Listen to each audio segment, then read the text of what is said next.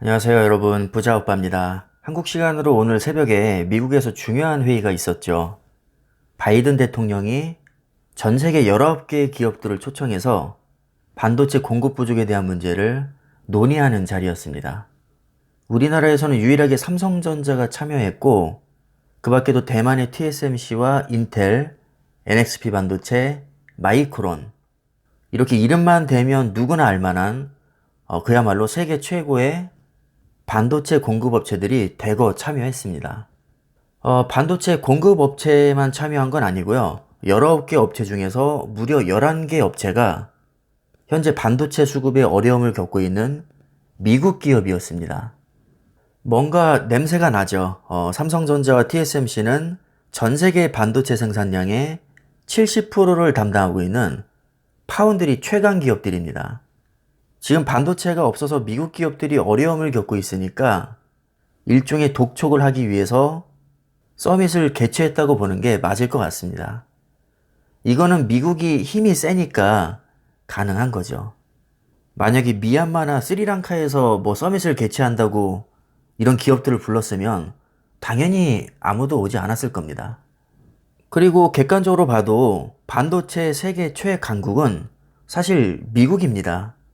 삼성전자나 SK하이닉스가 잘하는 건 사실 메모리 반도체에 한정이 되고요.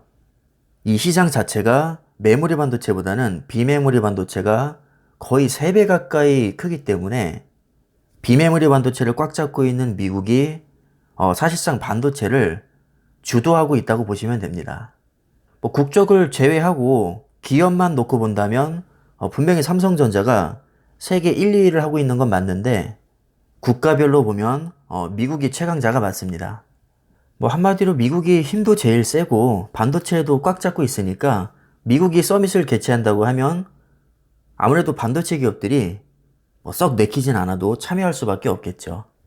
실제로 오늘 보도된 내용을 봐도 차량용 반도체의 생산량을 늘려줄 것을 요청을 했습니다. 그렇다면 TSMC와 삼성전자도 눈치를 안 볼 수가 없기 때문에 아마 조만간 어떤 형태로든 액션을 취할 것으로 예상이 됩니다.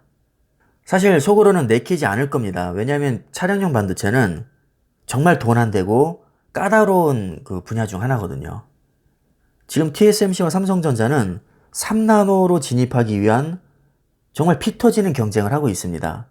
그리고 애초에 주력도 8인치가 아닌 12인치 웨이퍼인데 차량용 반도체는 대부분이 8인치에서 만들어집니다. 그러니까 이리 재고 저리 재봐도 TSMC와 삼성전자에게 차량용 반도체는 그다지 영양가 있는 분야가 아닙니다. 그러니까 미국 대통령이 직접 불러서 이렇게 압박을 하는 거죠. 그리고 또 중요한 게 있습니다. 어떻게 보면 이게 가장 중요할 것 같은데 바이든 대통령이 삼성전자와 TSMC에게 미국의 파운드리 공장을 지을 것을 요구를 했습니다. 평소에 관심을 갖고 지켜보신 분들은 잘 아시겠지만 TSMC는 이미 미국에 대규모 투자를 확정을 지었고 삼성전자도 오스틴 공장에 약 20조를 투자할 계획을 가지고 있습니다. 아직 100% 확정은 아니지만 예전부터 이미 세금 문제로 줄다리기를 하고 있고 여러 후보지들 중에서 오스틴이 가장 유력한 후보로 거론되고 있습니다. 오스틴 외에도 뉴욕과 애리조나와도 세금 감면 문제를 놓고 팽팽한 신경전을 벌이고 있는데 아마 비슷한 조건이라면 현재 파운드리 시설이 가동 중인 오스틴으로 확정지을 가능성이 가장 높다고 봅니다. 왜냐하면 이미 인프라가 어느 정도 갖춰졌기 때문에 교통이나 기타 시설적인 측면에서 다른 지역보다 훨씬 더 유리하기 때문입니다. 심지어 부지도 이미 준비가 됐다고 알려져 있습니다. 그러니까 굳이 이번 서밋이 아니어도 어차피 삼성전자는 TSMC와의 격차가 점점 벌어지고 있는 상황에서 어디가 됐든 무조건 미국에 투자가 들어갈 계획이었기 때문에 미국의 압박에 못 이겨서 어거지를 투자를 하는 것은 아니고 전략적으로 투자가 들어갈 수밖에 없는 상황이었습니다. 다만 이번 압박으로 인해서 투자 시기가 조금 앞당겨진다거나 규모가 더 커질 가능성은 어느 정도 있겠죠. 이왕 이렇게 된 거 빨리 그냥 대규모 투자를 들어가 버리는 게 차라리 속 편할 것 같긴 합니다. 삼성의 목표대로 2030년까지 파운드리 1위를 하기 위해서는 TSMC보다 더 많은 투자를 해도 될까 말까인데 오히려 지금 투자 규모에서도 밀리고 있거든요. 저는 개인적으로 파운드리에 많은 기대를 걸고 있는데 화끈하게 대규모 투자가 빨리 확정이 되었으면 하는 바람입니다. 아마 공식적으로 발표가 나면 불확실성 해소로 인한 긍정적인 영향도 어느 정도는 있을 것으로 기대하고 있습니다. 어차피 팹리스 업체들은 미국에 많이 몰려있기 때문에 삼성전자 입장에서도 파운드리 공장을 세워서 나쁠 것은 없습니다. 미국에 대규모 투자가 들어가면 일단 미국 입장에서는 일자리 창출이 되어서 좋고 반도체 공급도 원활하게 받을 수 있기 때문에 일석이조라고 할 수 있습니다. 삼성 입장에서도 쟁쟁한 기업들이 몰려있는 미국에 아예 영업장을 차려버리면 점유율을 늘릴 수 있기 때문에 딱히 나쁠 거는 없습니다. 다만 중국과의 관계가 조금 걱정이 되긴 하는데 아무래도 미국과 붙어 먹으면 중국과의 관계가 껄끄러워질 수 있겠죠. 중국이 아무리 치사한 짓을 많이 하고 이미지가 안 좋다고는 하지만 삼성전자 매출의 20%를 차지하는 대형 고객입니다.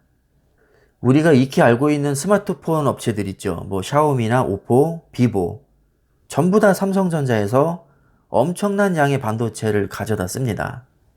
모바일 디램이나 낸드 플래시는 말할 것도 없고 비메모리 반도체인 모바일 AP나 이미지 센서도 삼성전자로부터 꽤 많이 납품을 받고 있습니다.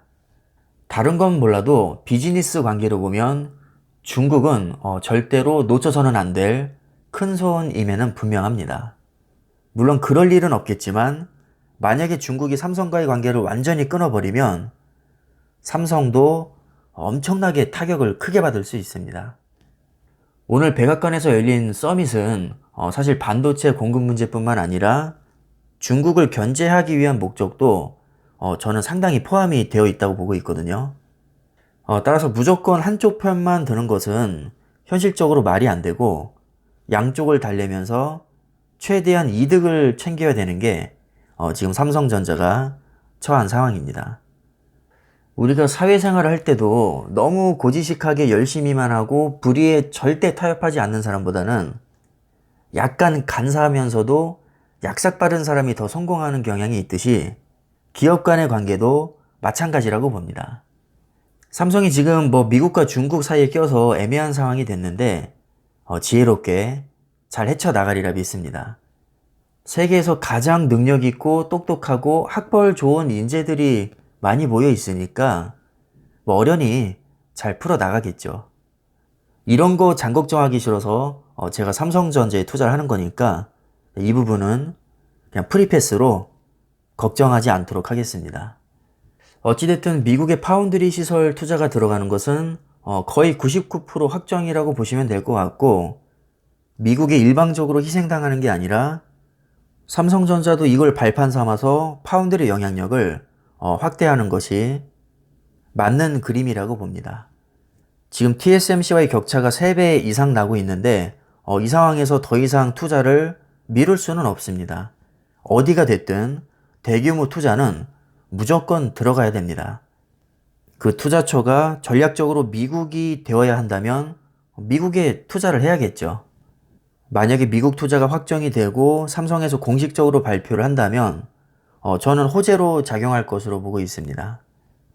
왜냐하면 디램이나 낸드 플래시는 기대치가 너무 높은 데다가 이미 선반영이 많이 되어 있기 때문에 호실적이 나와도 큰 한방을 기대하기는 쉽지가 않습니다. 스마트폰은 1분기 때 실적이 좋게 나왔는데도 주가에 큰 영향을 주지 못했죠.